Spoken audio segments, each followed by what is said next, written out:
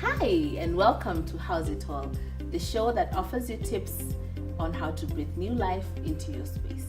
I'm your host, Helen.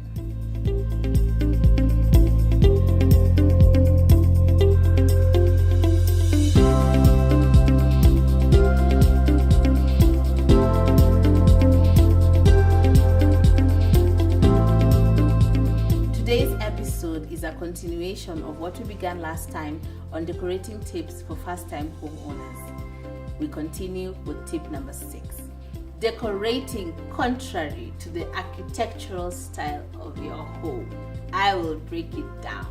So this house of yours, you came up with a style that largely represents who you are. Even if there's a certain style that you liked and you picked from here and there, it is entirely you.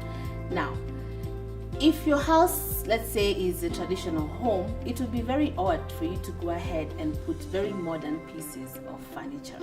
While you're allowed to go ahead and mix up furniture pieces as you please, it is interesting to see sometimes how we mix up all these things and the house appears as a cluttered space. What you want to do is to consider your style from the onset, and at the planning stage also consider how you're going to decorate.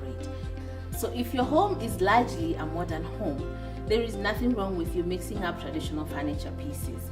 But then you have to work with extremes. You go with an extremely traditional piece and an extremely modern piece. Anything in between, unfortunately, will make your space appear cluttered. And that is not the look we want to achieve. So you can get traditional pieces and very modern pieces. Anything in between will turn your space into a very cluttered space. So as you go ahead and put up your house, as the house is developing in the, and you nearing to move in, put in mind these kinds of things. Put in mind how your house looks like in the exterior and how your house looks like interior, and then go ahead and look for furniture pieces that match that. But at the end of the day, remember, you are the one who's going to live there. So the furniture and whatever else you put in there should represent who you are. Tip number 7. I totally understand it. You move into your new house and suddenly you feel like every white wall is annoying. Too many walls and too little to put up. And so the temptation could actually be very high for you to fill up all these walls with something. A picture here and a picture there. You feel the need to fill up all your walls with something. Well, you don't need to do that. And before you go ahead and get someone to add more paint, more paintings, and more pictures, or you go and purchase more of these things and build clutter into your space, I'd like to tell you something.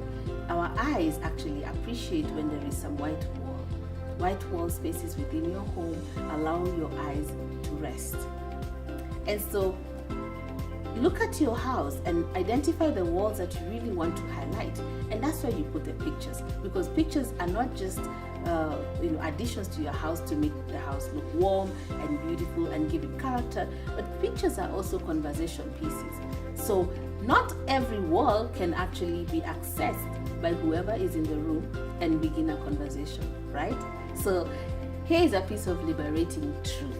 You don't have to cover every inch of your wall with a picture or a painting or anything. Sometimes it's just okay and it's alright to have a white wall in your home. Tip number 8, painting your rooms in dark colors.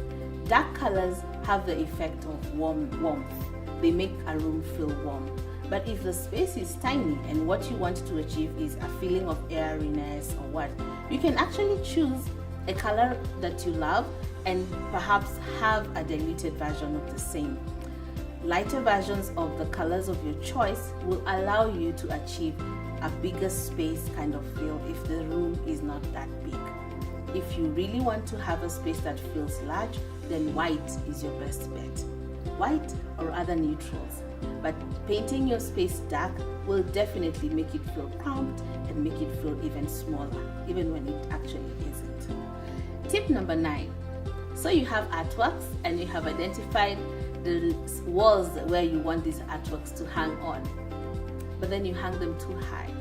For best results, artwork or any wall hanging should be hung 57 inches off the floor.